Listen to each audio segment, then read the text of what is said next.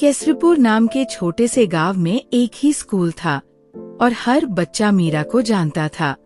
मीरा, जिसके बाल हमेशा बिखरे रहते और आंखों में एक सपनों सा नजारा। बच्चे उसके पीछे फुसफुसाते और उसे पागल और अजीब कहकर चिढ़ाते। मीरा अलग थी। उसे अपनी नोटबुक के पिछले पन्नों पर स्केच बनाना बहुत पसंद था।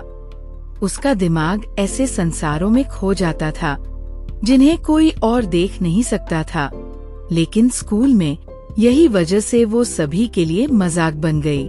उसके सहपाठी उसे बेरहमी से चिढ़ाते।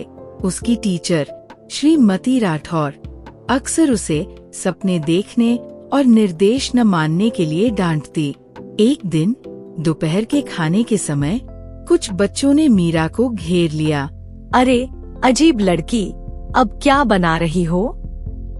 रिया ने मजाक उड़ाते हुए कहा, जो उस ग्रुप की लीडर थी। मीरा ने अपनी नोटबुक कसकर पकड़ी।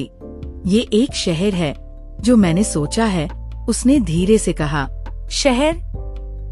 कौन तुम्हारे पागलपन भरे शहर में रहना चाहेगा? रिया हंस पड़ी और बाकियों ने उसका साथ दिया। मीरा की आंखों में आंसू भर आए, लेकिन उसने कुछ नहीं कहा। वो घर की ओर भागी। हर ताने के साथ उसका आत्मविश्वास और टूटता गया। साल बीतते गए और मीरा के लिए स्कूल का जीवन एक दुस्वप्न बना रहा। उस पर की जाने वाली लगातार चिढ़ाई ने उसका आत्मसम्मान छीन लिया, लेकिन उसकी स्केचिंग की दीवानगी बढ़ती रही। रातों को वो अपने छोटे से कमरे में बंद होकर अपनी कल्पनाओं को कागज पर उकेरती। हाई स्कूल के बाद मीरा ने केसरीपुर छोड़ दिया। वो उन लेबल से दूर जाना चाहती थी जो उसे जकड़े हुए थे। उसने शहर में आर्किटेक्चर की डिग्री के लिए दाखिला लिया। ये सफर आसान नहीं था। आत्मसंदेह अक्सर उसे परेशान करता, लेकिन उसके डिजाइन्स, जो उसकी कल्पना से प्रेरित थे, लोगों का ध्यान खींचने लगे।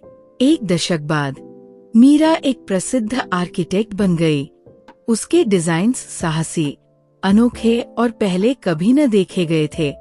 उसे एक प्रतिष्ठित आर्किटेक्चरल कॉन्फ्रेंस में लेक्चर देने के लिए आमंत्रित किया गया। श्रोताओं में एक थी श्रीमती राठौर, जो अब रिटायर हो चुकी थी और अपने पोते पोतियों से मिलने शहर आई थी। जब उन्होंने मीरा को मंच पर देखा तो अपनी आंखों पर विश्वास नहीं हुआ। लेक्चर के बाद वो मीरा के पास गई। मीरा, ये सच में तुम हो? श्रीमती राठौर ने आश्चर्य से पूछा। हाँ मैम, मीरा ने एक गर्म मुस्कान के साथ जवाब दिया।